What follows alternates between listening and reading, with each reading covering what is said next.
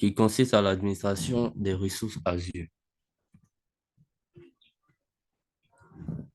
Et donc, pour objectif de ce module, on va voir comment configurer les ressources Azure avec les outils appropriés, configurer les ressources avec les modèles ARM. On verra aussi ce que c'est que ARM.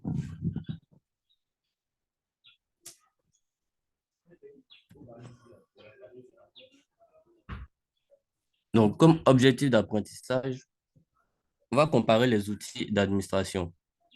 Donc, avec le portail Azure, Azure Cloud Shell et Azure PowerShell également.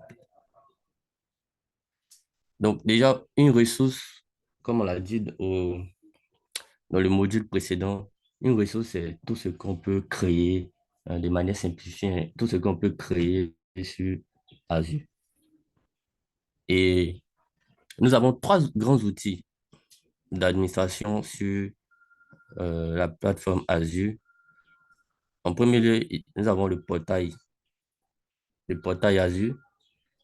C'est une console web qui renferme tous les éléments ou tous les fonctionnalités qui permettent de créer, de gérer les ressources sur Azure. Donc, c'est avec ce portail que vous pouvez gérer l'abonnement via une interface graphique, comme vous le voyez au niveau, sur sur ce premier point. Via l'interface graphique, vous pouvez gérer toutes les ressources, gérer votre abonnement, gérer les, les déploiements, gérer le coût, gérer les machines virtuelles, les services, les bases de données, enfin, tout ce qu'on peut créer sur Azure, donc toutes les ressources. Donc, vous allez pouvoir aussi afficher les ressources que vous créez au niveau, euh, bon, il y a une option là-bas où on peut lister toutes les ressources. Vous pouvez aussi accéder à tout ce qui est conseil, documentation, formation, parce que lorsque on rentre sur un service ou une rubrique précise, il y a des liens qui ramènent aussi sur des formations, sur des documentations, sur cette partie. Donc, au cas où vous devez utiliser un service ou une propriété que vous ne maîtrisez pas, vous pouvez facilement accéder à ces ressources directement à partir du portail ou à partir même du service. Ensuite, il y a Azure Cloud Shell. Azure Cloud Shell, c'est un terminal interactif euh, qui, qui permet d'authentifier et de gérer les ressources Azure. Donc, il donne la possibilité de choisir deux, deux types d'interprétateurs de commandes. Donc, ceux qui sont à l'aise avec tout ce qui est Linux peuvent utiliser Bash. Et ceux qui sont à l'aise avec le modèle PowerShell qui est déjà propre à Microsoft peuvent utiliser PowerShell. Donc, CloudShell, lui, il s'exécute de manière temporaire, c'est-à-dire lorsqu'on lance, c'est-à-dire lorsqu'on on choisit CloudShell, on lance, on a 20 minutes pour pouvoir l'utiliser, c'est-à-dire sans activité, au bout de 20 minutes, il, euh, il s'arrête. C'est comme si il crée une session et vous avez 20 minutes. Au bout de 20 minutes, si il n'y a aucune activité interactive avec la console, directement, euh, la session se ferme et vous êtes obligé de repasser encore à une autre session. Donc, dans le fonctionnement de Azure Cloud Shell, euh, il, euh, il conserve vos fichiers. Donc, c'est-à-dire tout ce que vous allez lancer, vous allez saisir ou taper. Il conserve les fichiers dans un emplacement qu'on appelle home. Donc, c'est un répertoire au niveau d'Azure et il fonctionne avec un stockage, un stockage qui, qui donne au minimum 5 gigas,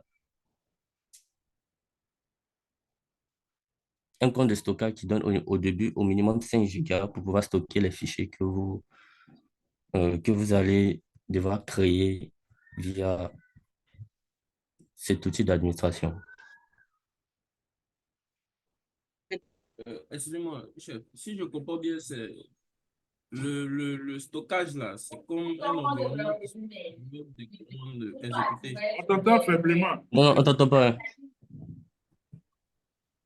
Euh, c'est bon, vous m'entendez là? Oui, vas-y.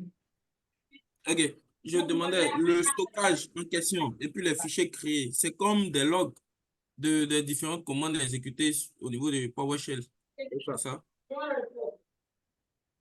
Ah, d'accord. Merci beaucoup. Allô? Si, je suis là. Voilà. Non, les 5 gigas, quand vous tapez une commande, la commande elle-même, c'est une donnée. Hein, c'est une phrase, mais quelque chose que vous avez écrit. Si vous voulez, euh, si Windows Server, cette fonctionnalité existe, mais c'est vous-même qui devez l'activer. Voilà. Et que quand vous lancez PowerShell sur votre serveur ou sur votre PC, il y a une commande PowerShell que vous tapez, qui va créer un emplacement, un fichier TXT. Et tout ce que vous allez taper comme commande exécutée, tout ce que vous allez faire dans, dans cette console-là, va être enregistré dans cet emplacement que vous avez créé au départ. C'est la même chose. Sauf que ici, comme c'est sur le cloud et que c'est pas sur votre PC, Microsoft ne peut pas vous donner plus de 5 gigas. Voilà. Voilà. Parce que bon, des lignes de commande, c'est pas des choses qui consomment assez d'espace. Voilà. Donc, 5 gigas. Mais si vous avez besoin de plus, faites la demande, mais là, ça sera payant. C'est tout. Excusez, je vais ajouter un peu Vas-y. à ce que vous avez dit là. En fait, quand on est connecté sur Azure PowerShell ou bien PowerShell. il y a Azure Cloud Shell, en fait, à l'intérieur, c'est vrai qu'on nous donne les 5 gigas. Les 5 gigas, c'est pour juste exporter certains fichiers. Voilà. Quand on va arriver devant, on va voir que au lieu de créer des ressources dans Azure, on va partir des modèles. C'est-à-dire que tu as créé peut-être des stockages ou même tu as créé des VM et que tu ne veux pas encore revenir et créer les VM parce que tu dis que demain tu auras besoin de ces mêmes VM. Donc, tu peux télécharger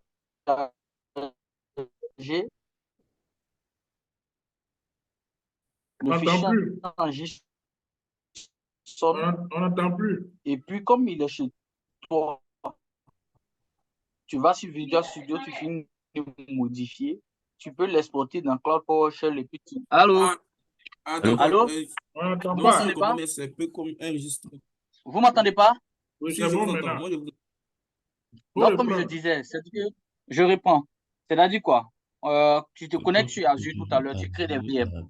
Et à la fin de création de ces VM, ta VM fonctionne bien. Et que demain, tu dois créer encore deux VM comment on appelle ça, qui ont les mêmes caractéristiques que la première VM. Au lieu de venir encore recréer, tu peux retélécharger le fichier en JSON. Et dans Azure Cloud PowerShell, tu peux charger le fichier JSON créé et modifier simplement le template et puis les paramètres. Donc, du coup, les 5 gigas sont uniquement dédiés à, à l'exportation de ces fichiers-là, en fait. Donc, c'est ce que je voulais ajouter. Ouais, fais comme merci. Terraform. On n'a pas compris. Je demande si c'est un peu comme Terraform, pour ceux qui connaissent Terraform. Voilà, c'est un Genre, peu comme Terraform bien. Voilà, exactement. C'est comme si avec Terraform, tu as des modèles qui sont déjà prédéfinis. Tu vois? Et donc, tu vas aller travailler sur ces modèles-là sur Visual Studio. Quand tu finis de modifier, tu peux charger maintenant dans la partie shell ou bien dans le cloud de Terraform. Et puis maintenant, soit apporter des modifications ou bien un truc au fait. C'est comme celui-là. C'est pareil. merci. Ok. Merci beaucoup pour les ajouts. On continue. Dominique, Allô? Allô? oui, allô, continue. Ah, ça m'entend. Ah, ok.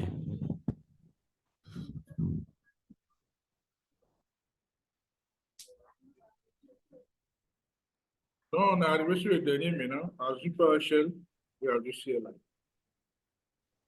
Oui, ok. Azure PowerShell et Azure CLI. Donc, pour ces deux-là, ils fonctionnent comme, comme des programmes qu'on utilise en ligne de commande, également aussi en mode, avec deux modes, le mode interactif et le mode script. Donc, il convient normalement pour les déploiements.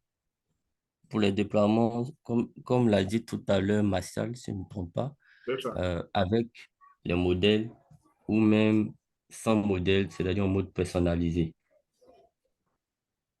Donc, généralement, c'est pour ceux qui s'y connaissent un peu tout ce qui est scripting, tout ce qui est codage, que ce soit en JSON ou, ou aussi qui se connaissent en PowerShell. OK. Ouais, ouais.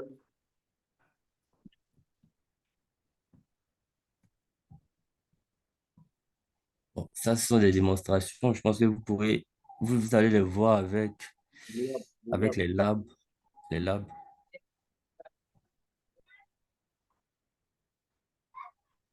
Donc, on arrive à la configuration des ressources avec les modèles ARM.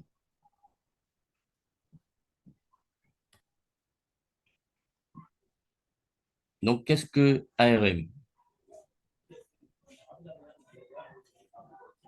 Je ne sais pas si vous avez déjà entendu les modèles ARM. ARM, donc, qui veut dire Azure Resource Manager, donc, qui permet de manager, comme son nom l'indique, toutes les ressources, utilise des modèles. Donc, les modèles permettent de définir l'infrastructure que vous avez besoin pour votre déploiement sur Azure.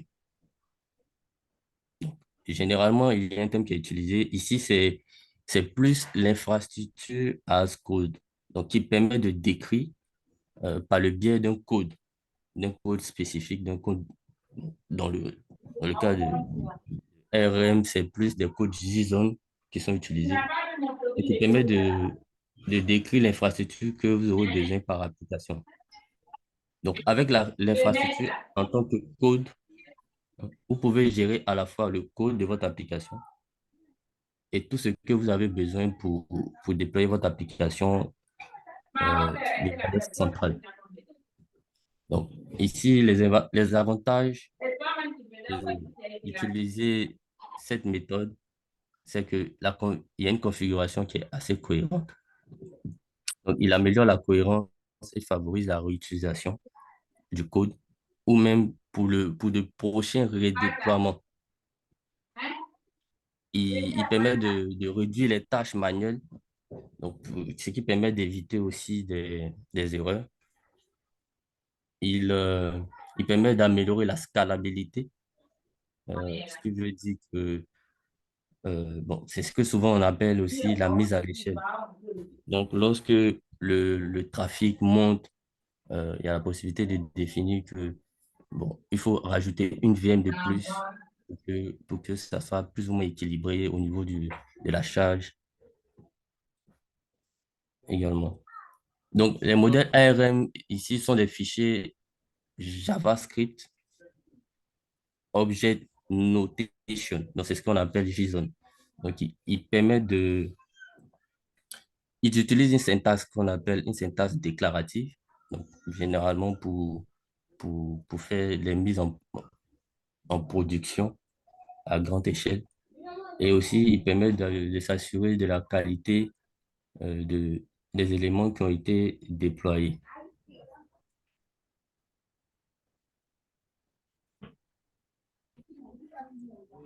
Tout ça à partir d'un template qui est fourni. Et donc, à partir de ce template, vous pouvez modifier les éléments contenus dans ce template avec des paramètres spécifiques. avec ce que vous voulez déployer.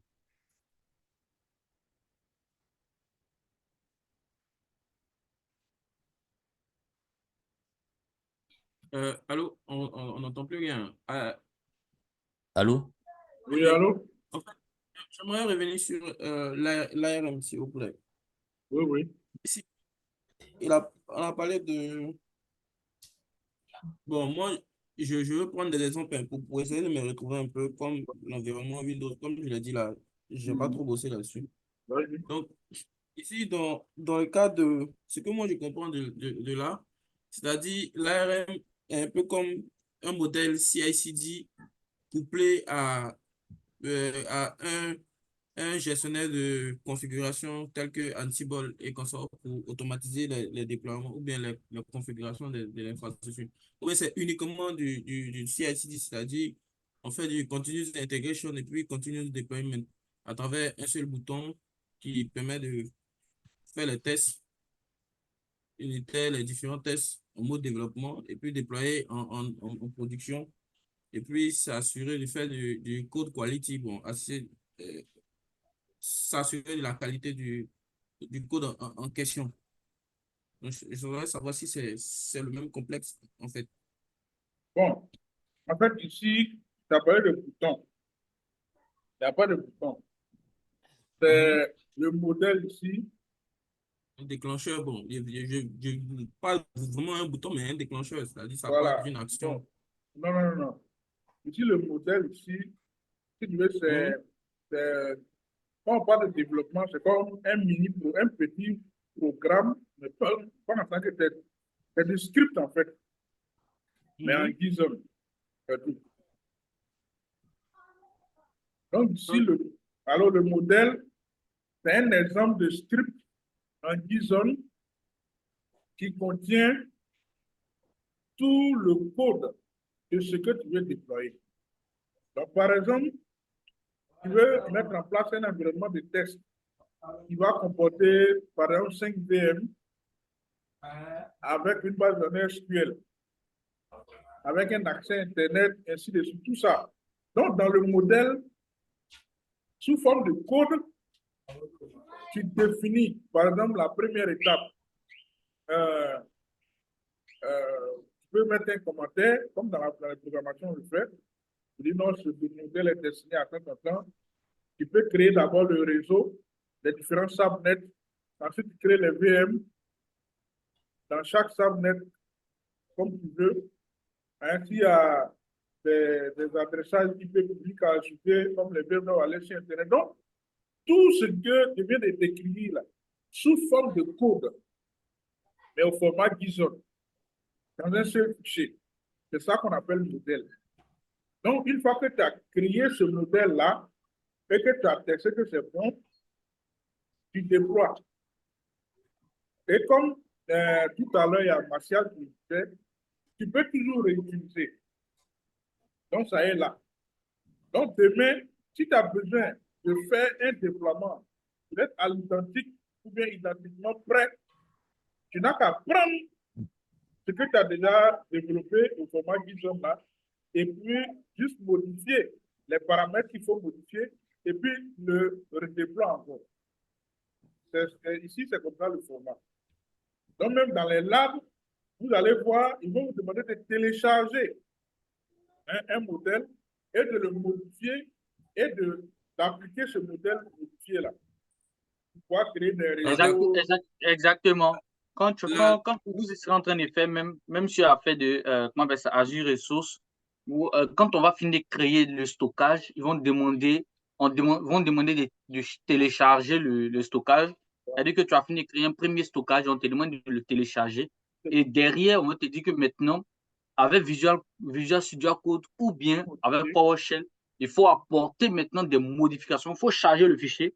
Et puis tu réappliques. Il faut changer certains, il faut Paramètres. changer les paramètres. Et quand tu finis de charger, quand tu charges, tu vas voir que dans les ressources, peut-être ton stockage numéro 2 est créé. Donc, comme appelle ça, si on veut résumer, c'est déjà des codes qui sont réutilisables. Et que Azure te dit quoi? Tu as créé peut-être une ressource.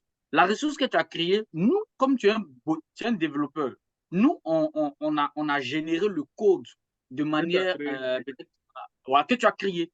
Donc, en JavaScript, maintenant, si tu veux réutiliser peut-être la même VM, il faut apporter les modifications, que ce soit le nom, que ce soit la capacité. Donc, toi, tu as qu'à modifier simplement ce que tu as modifié. Et quand tu charges, c'est fini, c'est créé. Donc, ça va vite, en fait. Ça peut aller. Allô? D'accord. Donc, ce que je comprends, c'est qu'on est typiquement dans l'infrastructure, là. Oui, oui, on est dans l'infra, on n'est pas dans... D'accord, On est dans j'ai l'infra. compris. On parle de OK, IA. Ok, merci. OK, Dominique, continue.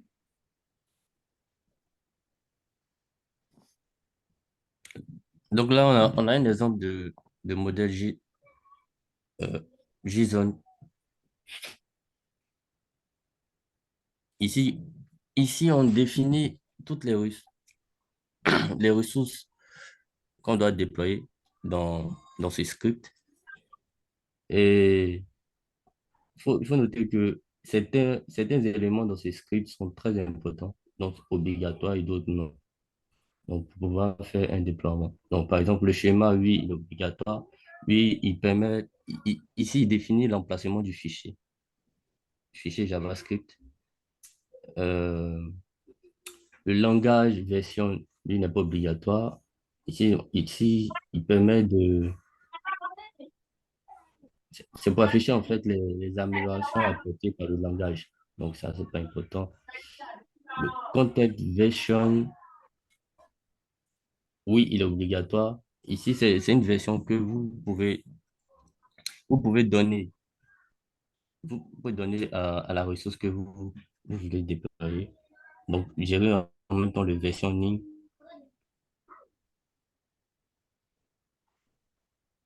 Et puis aussi, si vous effectuez des modifications sur ce modèle ou sur ce que vous voulez déployer, à chaque fois, vous pouvez rajouter, modifier cette valeur-là pour améliorer la version et pour que vous puissiez redéployer plus tard et savoir à quelle version aussi vous êtes.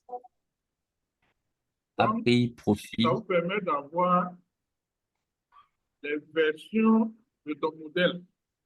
Voilà. Ouais. Donc, chaque fois que tu vas modifier, le content version va changer d'ID.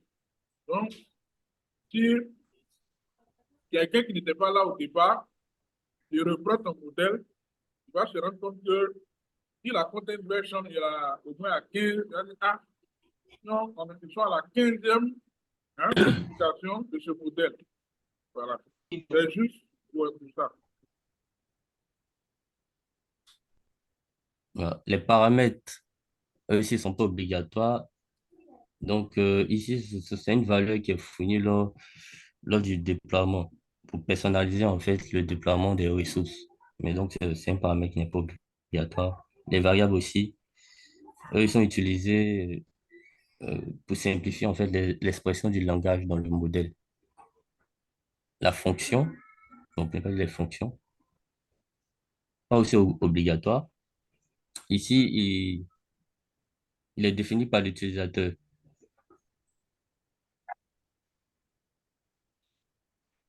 Les ressources, oui, ici, il s'agit des types de ressources que vous voulez déployer ou mettre à jour dans un abonnement ou dans une ressource groupe. Lui, il est obligatoire, vraiment en fonction de ce que vous voulez déployer. Et au niveau des output,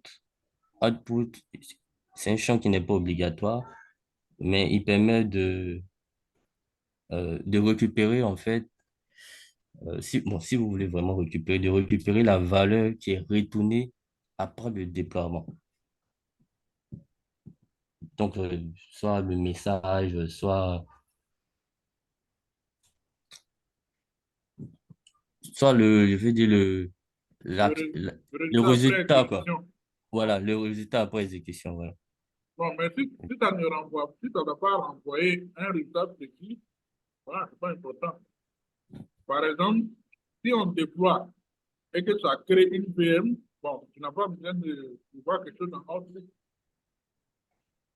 Mais par exemple, si c'est un code qui fait par exemple un calcul, ou quelque chose comme ça, là, tu as besoin d'avoir quelque chose dans Outlook.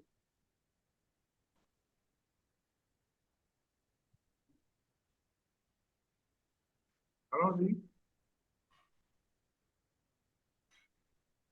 Donc, les paramètres dans le modèle JSON, ici, il permet de spécifier en fait exactement ou bien de configurer réellement euh, ce dont nous aurons besoin pour que ce modèle puisse s'exécuter. Donc, Pour quand on va ajouter en regarde, correctement. Oui, c'est exécuté correctement, sans erreur. Parce voilà. que, je vous préviens, si vous êtes 5, comme vous allez commencer à faire là, il y a des gens qui vont voir des erreurs. Ils vont dire, non, moi j'applique, ça passe pas. Moi, j'ai fait comment ça marche pas. Tout simplement parce que, soit il y a eu Ouais, quelques ça- petits trucs dans les paramètres qui ne passent pas. Non, Joe, ça va, c'est rien. Vas-y, Rien, c'est ton mec c'est rien, ça va. vas-y, Dominique. Ah, ok. En fait, il vous entend très faiblement, hein. Le. Donc, pour cet exemple, il y a deux paramètres sur lesquels ils ont dû agir. Il y a le username. Username, quand on regarde ici, au niveau de la description, il s'agissait de récupérer le username de la VM. Il y a également le password qui est en mode secure string et la description, c'est le password de la VM. Donc, il permet aussi au niveau des paramètres, de spécifier ou bien de récupérer directement le mot de passe de la VM pour que le script puisse s'exécuter, afin que le résultat attendu puisse euh, être obtenu. Et que Azure, c'est que tout le monde n'est pas forcément développeur sur sa plateforme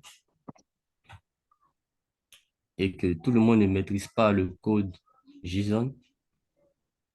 Il a été créé une intelligence artificielle appelée Biceps qui simplifie toutes les syntaxes et vous permet de d'écrire votre code assez simplement. Et ce code sera transformé, sinon converti en fichier JSON et peut être même réutilisé sous forme de modèle. Donc, il y a la forme personnalisée des modèles que vous pouvez créer aussi avec avec Biceps pour des redéploiements. Mais il faut retenir que Biceps, il est là pour vous aider à écrire facilement des scripts en juste lui rajoutant des paramètres ou des valeurs euh, en fonction de en fonction des ressources que vous voulez déployer. Donc, il simplifie totalement l'écriture des modèles en JSON. Et lui-même, il se charge de transformer en fait tout ce que vous allez mettre comme valeur ou comme paramètre en fichier JSON pour être utilisé pour un déploiement. Et ce fichier qui sera transformé, vous pourrez l'utiliser aussi sous forme de modèle personnalisé. Donc, Donc, ouais. vas-y, vas-y. Bon, je voulais dire il peut être retrouvé au niveau de Visual Studio Code, pour ceux qui vont l'utiliser directement ou bien sur la version web. Ok.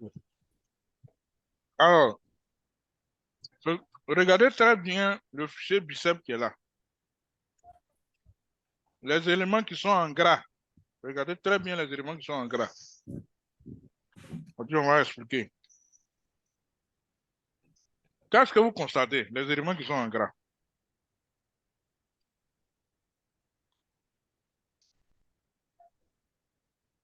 Je vous écoute, hein. Moi, je pense que ce sont des valeurs qui sont enregistrées Bon, des clés qui sont enregistrées dans des valeurs qui sont enregistrées dans des clés quoi, pour pouvoir faire des paramétrages. Oui, bon, c'est pas mal. Qui d'autre?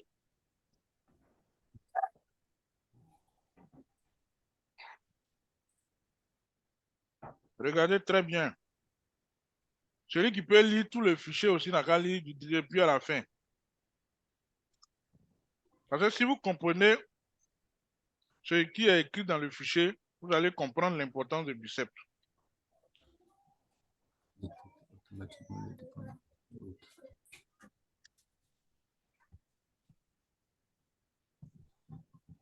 Qui d'autre s'engage? J'aimerais savoir quelque chose. Ici, hein, l'indentation est importante, non? Les quoi? L'indentation. C'est-à-dire, C'est-à-dire, vous voyez qu'il y a des variables qui sont décalées. Il y a des valeurs qui sont décalées par rapport à d'autres. non, ça c'est pas important. C'est pas important. On peut Oui. écrire tout sur la même colonne. D'accord.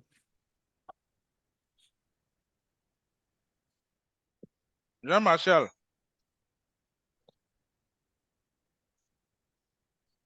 Nano, tu nous entends?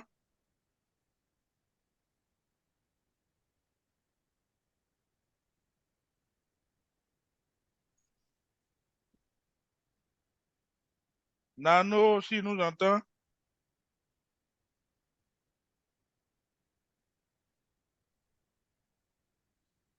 Nano. OK. Mais si vous m'entendez, dites-moi. Hein.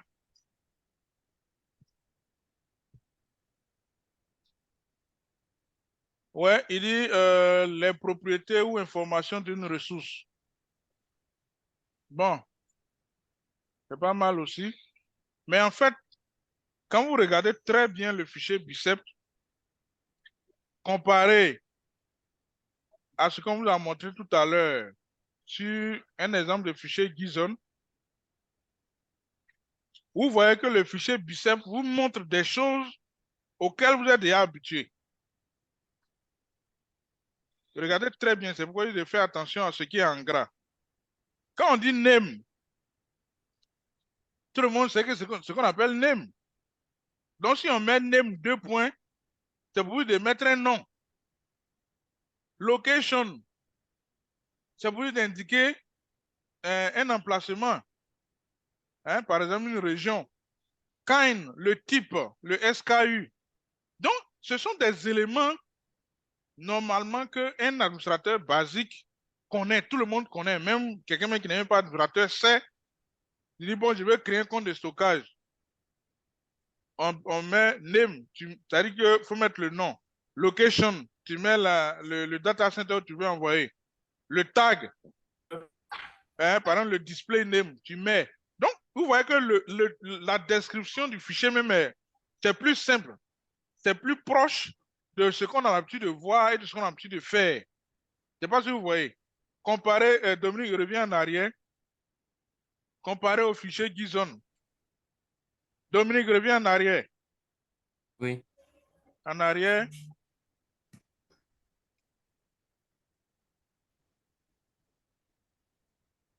Voilà.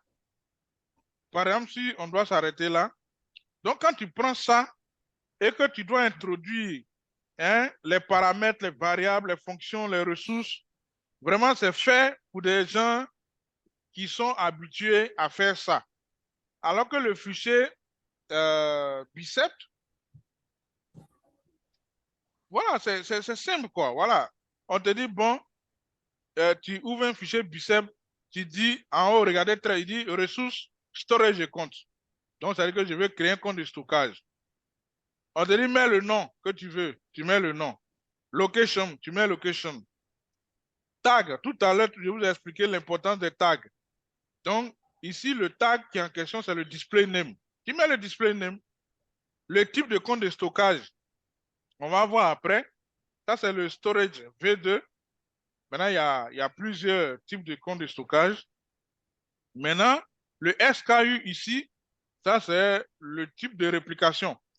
Donc, ça, c'est des choses, normalement, un administrateur qui a déjà fait le cours de AZ900, AZ104, quand il voit ça, il sait ce que ça veut dire, il peut remplir.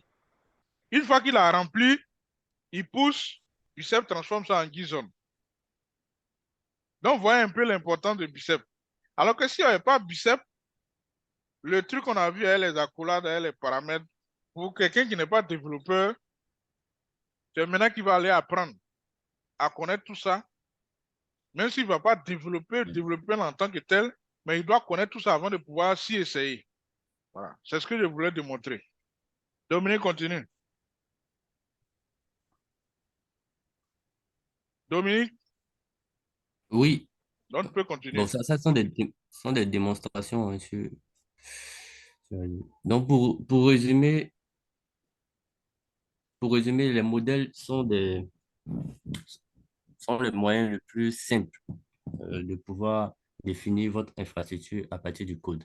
Donc, ils vont vous permettre de créer et de redéployer les ressources de manière cohérente, d'éviter également des erreurs. Ils vont permettre d'améliorer, bon, comme j'ai dit, d'améliorer, de réduire conséquemment les erreurs manuelles, les tâches manuelles. Vont pouvoir permettre de simplifier votre manière de déployer vos ressources. Puisque si vous avez déjà utilisé euh, un template ou bien vous avez personnalisé un modèle, vous pourrez à tout moment le réutiliser au lieu de le faire manuellement à partir des scripts. Et au niveau des biceps, il faut dire que c'est un atout réel et incontournable pour un admin peut-être qui ne maîtrise pas totalement le code JSON, JavaScript, de pouvoir effectuer des déploiements hein, à partir du code, à partir des biceps, en intégrant juste quelques paramètres euh, pour pouvoir effectuer de bons déploiements sans maîtriser forcément le code. Donc,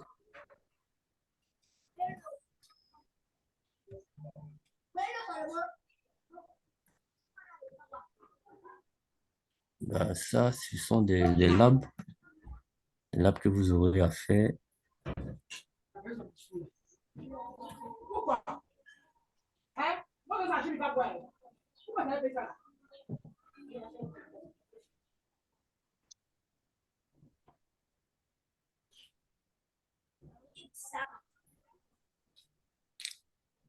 Donc, vous aurez un lab pour gérer les ressources Azure avec des modèles.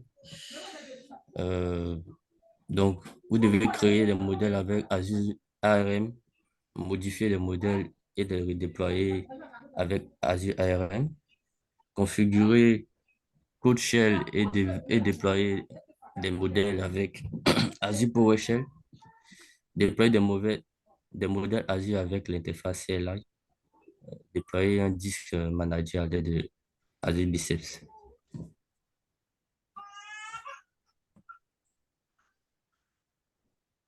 Voilà, là, vous avez un diagramme d'architecture qui permet de simplifier, sinon d'expliquer en fait ce que vous aurez à faire dans le lab, dans ce lab 3. Ok, mets une pause. On revient sur le diagramme. Ici, oui, ok. Voilà. Donc, regardez très bien le diagramme. Le diagramme commence par tâche 1. La tâche 1 dit quoi? Vous avez un indice du 1. Donc, vous devez exporter la configuration en JSON. Ça, c'est ce qu'on a expliqué, hein, si vous avez bien compris. C'est-à-dire que toute ressource que tu disposes là, tu peux exporter au format JSON la création ou bien la configuration de la ressource et pouvoir utiliser cet export que tu as fait là pour d'autres ressources. Donc, en point 10.1, on exporte en JSON on obtient le template. On va modifier le template. On va utiliser ce modèle-là pour créer indice 2 à travers le portail. On va utiliser ce modèle pour créer indice 3 en passant par PowerShell. Indice 4 par l'interface ligne de commande. Et on va passer par Biceps pour créer un autre indice 5. Donc, vous voyez que le même modèle peut servir pour, enfin, en fonction du type d'interface que tu veux utiliser, tu peux utiliser le même modèle. C'est ce que vous voulez vous faire remarquer. Suivant.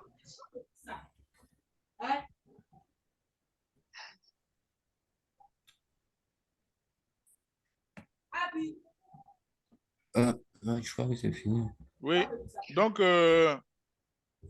si vous avez des questions, monsieur Nadi.